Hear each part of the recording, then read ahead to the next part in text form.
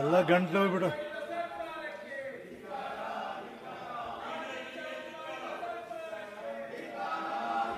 ಈಗ ಒಂದು ನಿಮಿಷ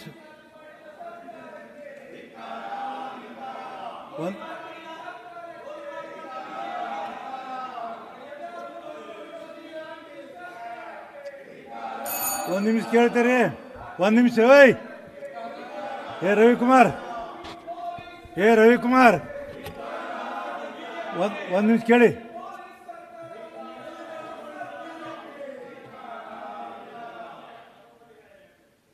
ಒಂದು ನಿಮಿಷ ಕೇಳಿ. ಸುಮ್ ಕೊಡಪ್ಪ. ಒಂದು ನಿಮಿಷ ಕೇಳಿ. ಈಗ ನೀವು ಬಾವಿಯಲ್ಲಿ ಇಳಿದಿರಿ, ಸರ್ಕಾರದ ಉತ್ತರ ನಿಮ್ಮ ಸಮಾಧಾನ ತಿಳಿದಿರಿ, ಹೌದಲ್ಲ? ನೀವು ಬಾವಿಗೆ ಇಳಿದಿರಿ, ಯಾಕೆ ಇಳಿದಿರಿ? ಆಯ್ತು. ಈಗ ನಾ ಹೇಳ್ತೀನಿ, ನಾಳೆ ಸುಮಾರು 8 ಜನ ಇದೇ ಸಬ್ಜೆಕ್ಟ್ ಮೇಲೆ ಕೊಟ್ಟಾರೆ. 8 ಜನ ಇದನ್ನು ತೊಗೊಳ್ತೀನಿ ಸಬ್ಜೆಕ್ಟ್. ನಾಳೆ ಸಂಪೂರ್ಣವಾಗಿ ಚರ್ಚೆ ಮಾಡಲಿಕ್ಕೆ ಅನುಮತಿಯನ್ನು ಕೊಡ್ತೀನಿ. ನಾಳೆ ಈಗ ಕೊಟ್ಟಾರೆ, ಹೆಂಗೆ ನೋಟಿಸ್ ಕೊಟ್ಟಾರೆ, ಇವತ್ತು ಕೊಟ್ಟರು, ನಾಳೆ ತೊಗೋತಾನೆ. ಇದನ್ನು ತೊಗೊಂಡು ಎಲ್ಲರಿಗೂ ಮಾತಾಡ್ಲಿಕ್ಕೆ ಅನುವು ಮಾಡಿ ಕೊಡ್ತೀನಿ. ಅವಾಗ ನೀವು ಚರ್ಚೆ ಮಾಡೋಕತ್ರೆ ಎಷ್ಟೊತ್ತನ ತೊಗೋತೆ ಅಷ್ಟು ಟೈಮ್ ಕೊಡ್ತೀನಿ ನಾನು. ಮತ್ತಿಲ್ಲ ಅಂದ್ರೆ ಮತ್ತೆ ಇನ್ನು ಬೇರೆ ದಾರಿ ಹೇಳಿ ಆ ಥರ ಮಾಡೋಣ. ಹೆಂಗೈತ್ರಿ? ಹೌದು, ಮತ್ತೆ ಮಾಡ್ಬೇಕಲ್ಲ. ಈಗ ಐತಿ ಅಲ್ರಿ. ಈಗ ನೀವು ಹೇಳಿ ನನಗೆ ಏನು ಮಾಡಬೇಕು. ಈಗ ನಾ ಇವತ್ತು ಹಾಕೀನಿ ಕೃಷ್ಣಾ ಮೇಲ್ದಂಡೆ ಯೋಜನೆ ಹಾಕೀನಿ, ಇವತ್ತು ಮಾದಾಯ ಹಾಕೀನಿ, ಮತ್ತು ಚರ್ಚೆ ಮಾಡೋಕೆ ಹಾಕೀನಿ. ಅಜೆಂಡ ನೋಡ್ರಿ ಹಾಕಿನಿ. ಮತ್ತು ನೀವು ಬಾವಿಯಿಂದ ಒಳಗೆ ಹೋಗ್ರಿ, ಹೊರಗೆ ಹೋಗ್ರಿ, ಮತ್ತು ಅದನ್ನು ಮಾಡೋನು ನಾಳೆ ನಾ ಟೈಮ್ ಕೊಡೋದು ಹೇಳಿ. ಮತ್ತು ನೋಡಿ ಸಭಾಪತಿಗಳೇ, ಚರ್ಚೆ ಮಾಡೋಣ. ಉತ್ತರ ಕರ್ನಾಟಕದ ಇಶ್ಯೂಗಳ ಬಗ್ಗೆನೇ ಚರ್ಚೆ ಮಾಡಬೇಕು ಅಂತಕ್ಕಂಥದ್ದೇ ನಮ್ಮ ನಿರ್ಧಾರವೂ ಕೂಡ. ತಾವು ಕರೆದು ಕೇಳಿದಾಗಲೂ ಕೂಡ ನಾವು ಒಪ್ಪಿದ್ದೇವೆ. ಈ ವಾರದಲ್ಲಿ 2 ದಿವಸ, ಮುಂದಿನ ವಾರದಲ್ಲಿ 4 ದಿವಸ ಆಯಿತು. ಈಗ 2 ದಿವಸ ರಾಜ್ಯದಲ್ಲಿ ಹೋಗಿದೆ. ಆದ್ರಿಂದಾಗಿ ಇನ್ನು ಉಳಿದಿರ್ತಕ್ಕಂಥದ್ದು 2 ದಿವಸ. ನೀವು ಮುಂದಿನ 9 ದಿವಸ 10 ದಿವಸ ಕರೆದು 9 ದಿವಸಕ್ಕೆ ನೀವು ಕಟ್ ಆಫ್ ಮಾಡಿದ್ರಿ. ಸರ್ಕಾರ ಮಾಡಿದ್ದು ನಿಮ್ಮದಲ್ಲ. ಸಾರಿ.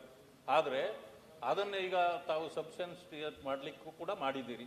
ನಾನು ಸ್ವಾಗತ ಮಾಡ್ತೇನೆ. ಆದರೆ ಇವತ್ತು ನಾವು ಎತ್ತಿರ್ತಕ್ಕಂಥ ಪ್ರಶ್ನೆ, ವೀರಶೈವ ಸಮಾಜ ಇವತ್ತೇನು ಬೇಡಿಕೆಯನ್ನು ಇಟ್ಟು ಬೀದಿಯಲ್ಲಿ ಹೋರಾಟ ಮಾಡ್ತಿದ್ರು, ಅವರ ಮೇಲೆ ಆಗಿರ್ತಕ್ಕಂಥ ಆ ಲಾಠಿ ಪ್ರಹಾರದ ವಿಚಾರದಲ್ಲಿ ಸರ್ಕಾರ ಕ್ಷಮೆ ಕೇಳಬೇಕು ಅಂತ ಹೇಳಿ. ಎರಡನೇದೇನಂತಂದ್ರೆ, ಯಾರಿಗೆ ಪೆಟ್ಟಾಗಿದೆಯೋ ಅವರು ಆಸ್ಪತ್ರೆಗಳಲ್ಲಿ ಇಲ್ಲ. ಅಲ್ಲಿ ICUನಲ್ಲಿದ್ದವರು ಎಲ್ಲಿ ಹೋಗಿದ್ದಾರೆ? ಈಗ ಅವರು ಬೇರೆ ಬೇರೆ ಕಡೆ ಅವರನ್ನು ತೆಗೆದುಕೊಂಡು ಹೋಗಲಾಗಿದೆ. ಅದು ಅವರನ್ನು ತರಬೇಕು.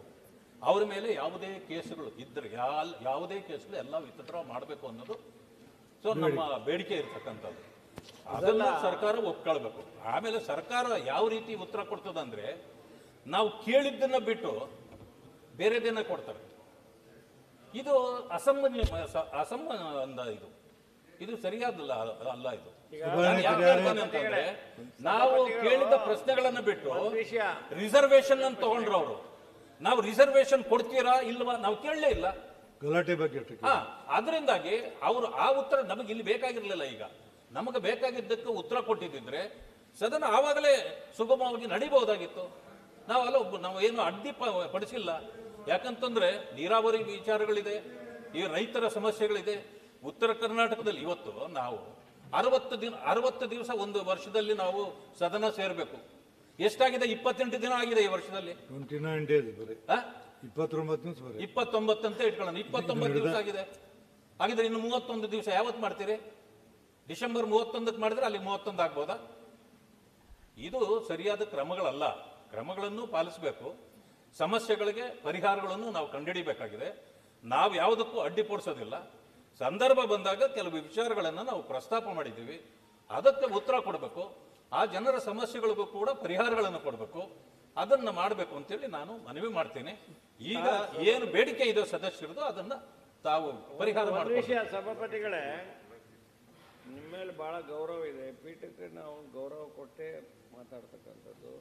ಪೀಠದ ಮೇಲೆ ಅಗಾಧವಾದ ಗೌರವ ಇದೆ.